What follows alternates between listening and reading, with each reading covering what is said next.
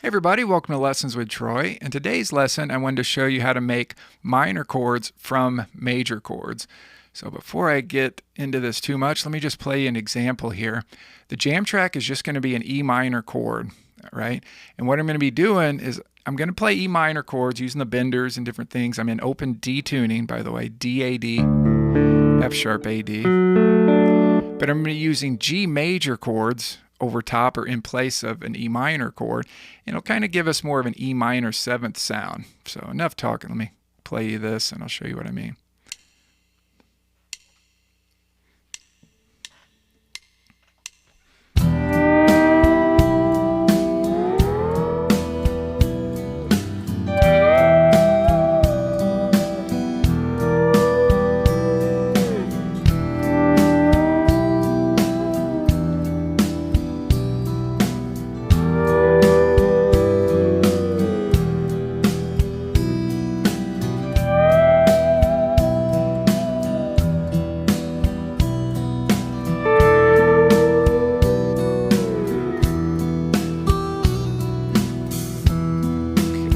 So something like that. That's the idea, right?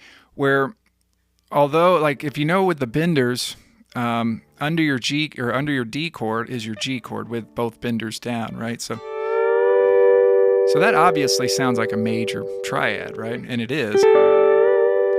But when you put that over top of that E minor chord, it actually can work because the notes in a G major triad are G, B, D, right? And the notes in an E minor triad are E, G, B. So that D note in the G triad, that gives you a minor 7th. So it adds a really cool flavor to it. So let me play that again and I'll show you. I'll just play this with the benders here on my 12th fret.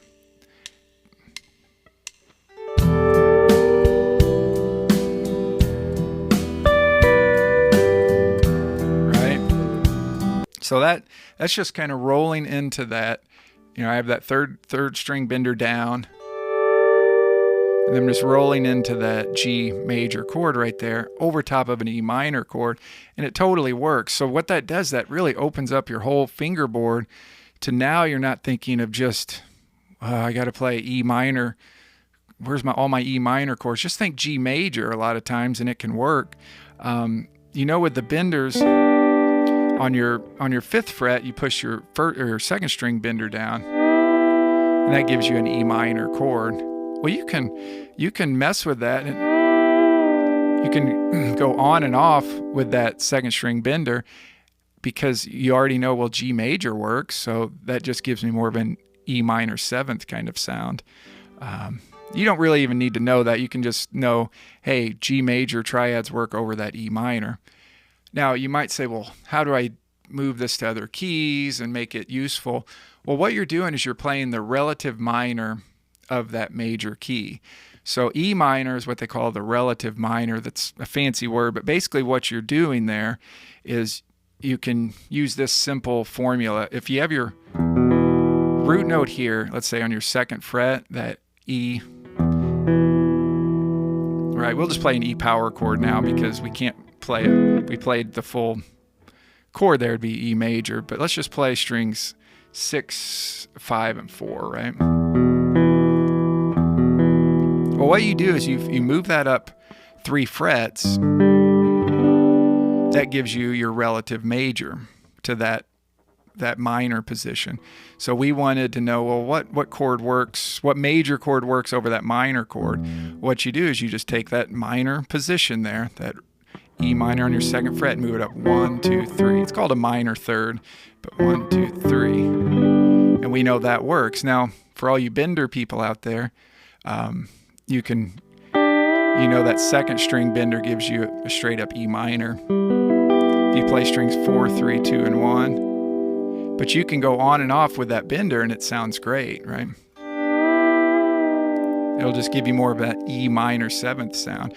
Now something, I don't know if you guys have seen this yet, but check out this foam padding that I use on these benders.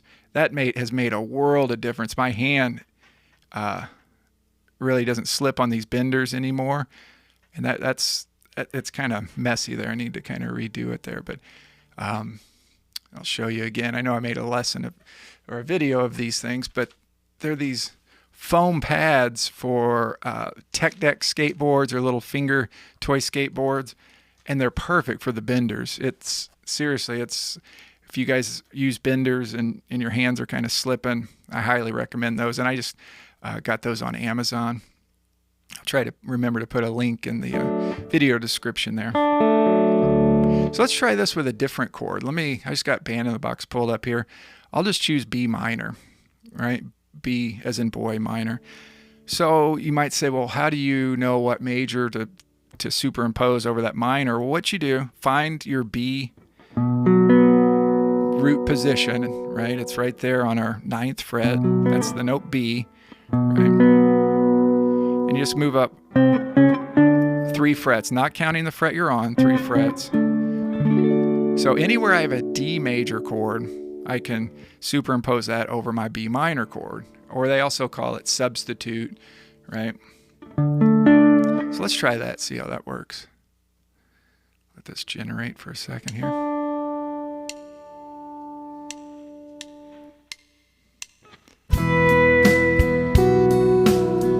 So there's just my B minor. If I do a slant.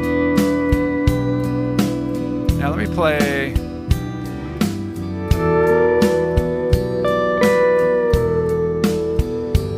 I'm just in that D major position, you'll hear that.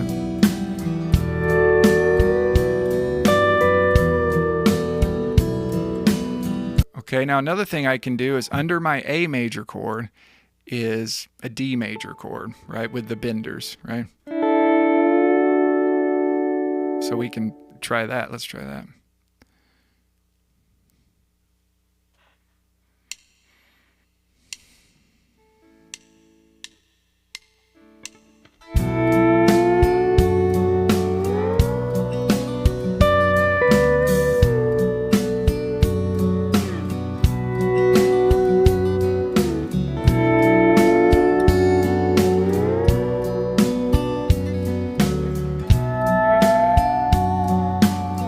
So what I'm doing there, I'll just kind of explain this as I go. What I'm doing there is a lot of times I'll roll into that. And sometimes I have a volume pedal and I might kind of let off the volume just a little bit, and kind of as I'm doing the bender, I might roll my volume, just kind of following the bender, right? Kind of like that. So that's just a D major chord, right? Rolling into that, and then we know if we want B minor on these top 2 strings, it's not really a minor, but it can work. Just your strings 1 and 2 there. And then we know we do get a B minor with just that 2nd string bender down like that, right? But we can go on and off with that bender, and that'll give us a neat sound. It'll just be more of a minor 7th version. When we do just a straight up D major triad, that's going to give us more of a B, that minor chord, the minor 7th version of that. Basically adding that note into it, right?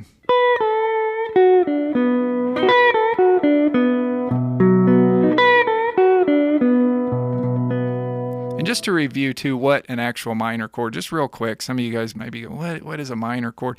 Real simple. If we have a B major chord here on our 9th fret, this 3rd string determines what's called the tonality of that chord, whether it's major or minor. So on the 9th fret, when it's a straight bar, let's say you grab strings 3 and 1, that's major. If we slant and we flat that major 3rd, make it a minor 3rd, that's a minor chord, a B minor, right? So that's why we can't play just a straight, 9th fret, everything, you'd have to slant that. But that's where using the benders come into place. It sounds real nice, I think, to go B minor and then B minor 7th, because it gets that minor in your ear, and then the minor 7th doesn't sound so much like a major chord. Let's try this again. And I'll just roll into a D from my 7th fret. And I just slide up to 12th fret with that 2nd string bender. Let me show you that again.